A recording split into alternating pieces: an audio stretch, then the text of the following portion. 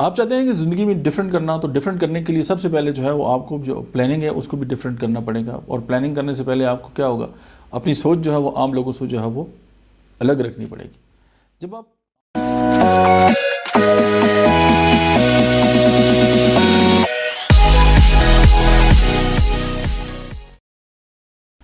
آپ عام ایک ڈگر پہ سوچیں گے، اب ہمارا جو مائنڈ ہے نا، مائنڈ لائک سملیرٹیز، ہمارا جو دماغ ہے ایک مخصوص ڈگر پہ جو ہے وہ کام کرتا ہے، ہمارا جو ذہن ہے وہ بھی ایک مخصوص ڈگر پہ جو ہے وہ چلتا رہتا ہے۔ تو آپ اگر ایک ایوریج جو لوگ ہیں ان کے ساتھ بیٹھیں گے اور اسی طرح جو آپ کی جو مینٹالٹی ہے وہ ڈیولپ ہوگی، تو پھر وہی ہوتا رہے گا 9 سے 5، اور وہی سین چلتا رہے گا۔ کہتے ہیں نا کہ صبح ہوتی ہے، شام ہوتی ہے، عمر یوں ہی تمام ہوتی ہے، ایسا نہیں ہے۔ اگر ہم اپنی جو ان پٹ ہے اس کو تبدیل کر لیں، اور آؤٹ پٹ ڈیفینیٹلی جو ہے وہ تبدیل ہوگی، لیکن اس کے لیے سب سے امپورٹنٹ بات یہ ہے کہ آپ سب سے پہلے آپ کی جو خیال ہے، آپ کی جو سوچ ہے وہ لوگوں سے الگ ہو، اور جب آپ ڈفرینٹلی جب سوچیں گے تو آپ کی جو ان پٹ ہے وہ ڈفرینٹ ہوگی، اور آپ کا جو رزلٹ ہے وہ بھی ڈفرینٹ ہوگا۔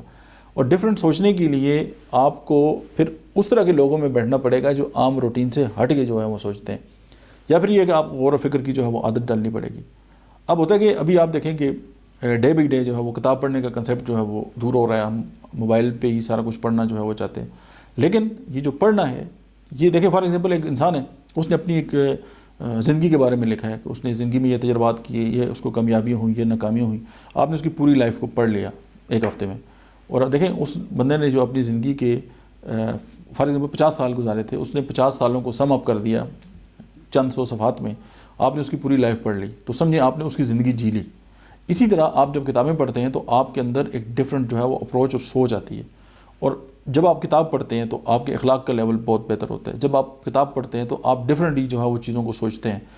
آپ دیکھیں زندگی میں اگر ڈفرینٹ کرنا ہے نا تو پھر کتاب سے دوستی جو ہے وہ بہت ضروری ہے، اور ظاہر ہے کتاب ایک انسان کے خیالات ہو سکتے ہیں، دوسرے انسان کے خیالات ہو سکتے ہیں، تیسرے انسان کے خیالات ہو سکتے ہیں۔ جب آپ ڈفرینٹ لوگوں کے خیالات جانیں گے، جب آپ ان لوگوں کو پڑھیں گے، جب آپ اپنا مائنڈ جو ہے استعمال کریں گے، اور پھر کوئی نئی جو چیز ہے اس کو انوینٹ کرنے کی کوشش کریں گے، یا کچھ نیا کرنے کی آپ کوشش کریں گے، تو آپ ڈیفینیٹلی جو ہے وہ نیا کر سکیں گے۔